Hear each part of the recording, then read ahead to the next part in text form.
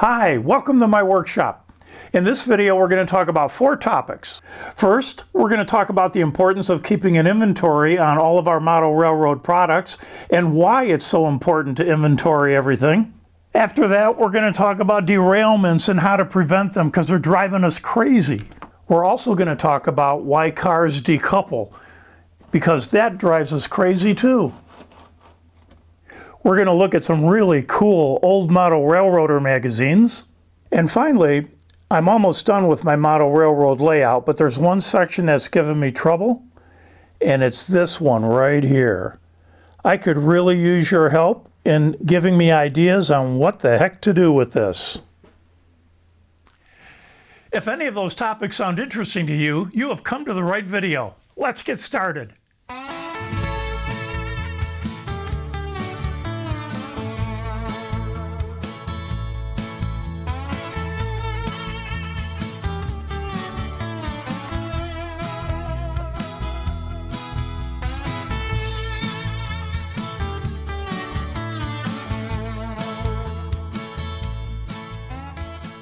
So now we're going to talk about a topic that's not everyone's favorite topic, but it's one that I think we should talk about. I learned a valuable lesson. I want to share it with you, my followers, and here's the lesson.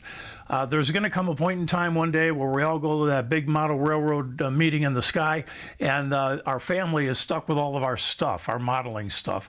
And the question becomes, well, what should we do with it? I've had 2 experiences over the last 6 years with families who lost a loved one who was the modeler in the family, who didn't have a clue of what to do with all of their stuff. And it actually was a pretty heart-wrenching type of situation.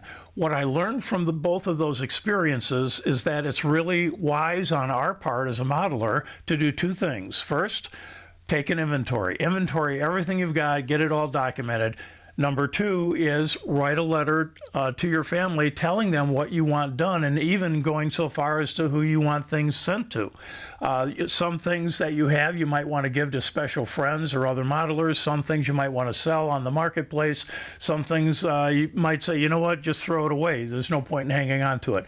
Whatever your decision is, you have it in writing so that when the time comes, your family's not stuck in the dark, not knowing what to do. The thing that I learned about in my experience with these 2 families was that they wanted to do the right thing. They know that their loved one had spent hours of time and a lot of money and put a lot of love into the hobby, and they wanted to honor that somehow, but without any direction, they weren't sure how to do it. And it was kind of a trying time for them. So I learned that lesson, and I came back home, and over the last couple of years, I've been doing what I'm preaching to you. I've got an inventory process I'm going to share with you right now, and I also wrote that letter explaining what I want done with all of my stuff when the time comes. Let's go and take a look at it right now. So there's many different types of inventory programs that you could use for this. I chose to simply use Microsoft PowerPoint, and that way I was able to take photographs of all of my inventoried items and put the photographs on the same page next to the product description. So it makes it easier for people to identify the products if they're looking at a picture.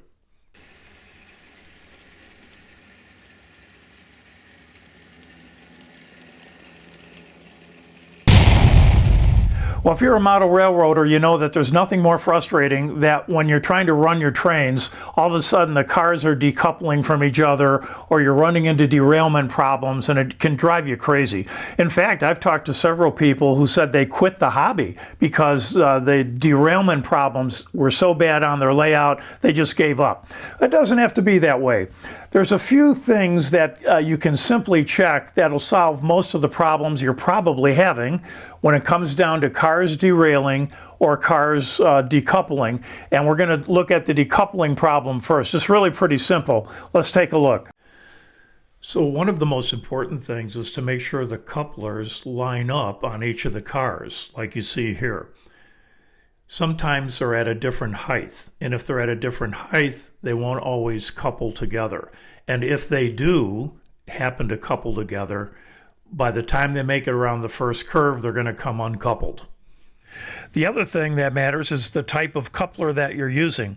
There are all different types of couplers and sizes out there. The best thing you can do for your layout, I believe, is standardize the couplers. I use KD number 5s, and it says right on the package here, "Oh, reliable," and I found that to be really true. Now, when it comes to derailments, there's more that can go wrong, and there are more causes of derailments than just a couple of things like with the couplers. So I'm going to give you just a few tips on what can help reduce derailments quite a bit. And it's worked for me. Again, I'm passing it on to you. Hopefully it'll work for you as well. But the first thing is that your layout should really be level. And that starts with the construction of your layout. From the time that you're building the benchwork and the framework, you want to make sure everything is as level as possible. The more level and sturdy that your layout is that you're laying the track on, the less likely you'll have for derailments and problems laying the track. Once you have a very even, level, and sturdy benchwork to build your railroad on and lay the track on, then it becomes a part of making sure the track is connecting correctly. Take a look here. You have to look really closely to see where these two pieces of track come together. That's almost a perfect joining right there. If all of your pieces of track are joined together and they look this good and this close, you will not have any derailment problems caused by track. Right here, I'll show you one of my problems. You can see right there. This is not a very level surface. There's a little bit of a bump right here where these two pieces of track join. And that, every once in a while, it hasn't caused any derailments. It's minor enough to make the cars will jump a bit, but they won't derail. So I've been very fortunate, and it's possible that one day it's going to get bad enough to where I'll have to rip it apart and relay it. But that's a good example of how where you can see it's not exactly level, and that in itself can cause a problem. And then finally, I would suggest that you use metal wheels on your cars rather than plastic. Plastic wheels, the plastic will degrade quickly and cause derailments. Metal wheels will last for a long, long time and not cause derailments. So, of course, there are more reasons why a car could decouple or why cars are derailing on your set. But what I've just shown you are the more common causes. And if you can fix those causes, you're a lot more likely to be able to enjoy your trains running smoothly every time you start them up.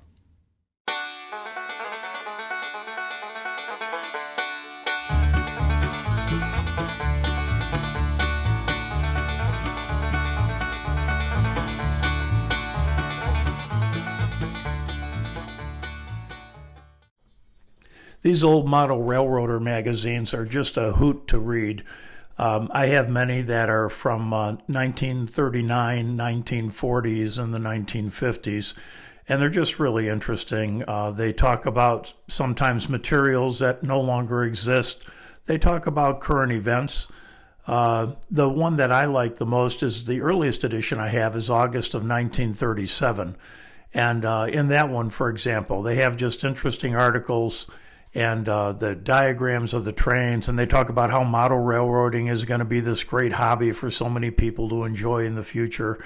And I just found it fascinating. So if you get a chance to pick any of these up at your local train show, I would highly recommend it. They're great reading and a lot of fun. You might also ask, am I keeping an inventory of these? You betcha I am.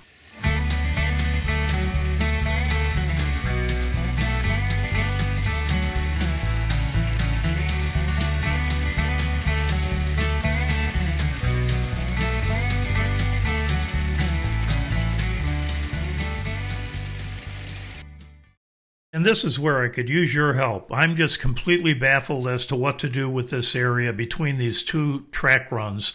As you can see, I've just put in basic ground cover right now, but I'm wondering, could I put in some trees, some buildings, make a scene of some type, put in a river? I don't know.